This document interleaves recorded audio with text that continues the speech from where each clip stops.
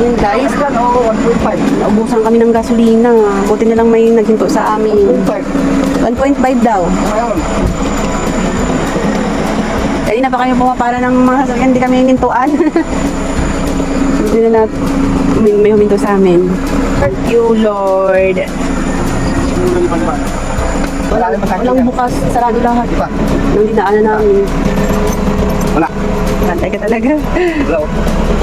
Ang lalim ang tangke. Di pa. Up. Ikot ba? Yan na. Yan, natapos na. Ang gulang ako. Gulang yan. Yung gusto ng second po doon sa unahan ko, yung mga ilang minuto po. Susukol. Yeah, balik na lang kayo. Dahil may abertura dyan. Ngayon na, balik na. Doon na lang. Oo, balik na kayo. Balik na wala dito. Balik na dito. Sige po. Oo, muna doon. Oh, thank you. Yun nga pala yung van na dinadrive ni Kuya at yan si Kuya yung tumulong sa amin. Kasi na rin agad yung gas na binigay sa amin.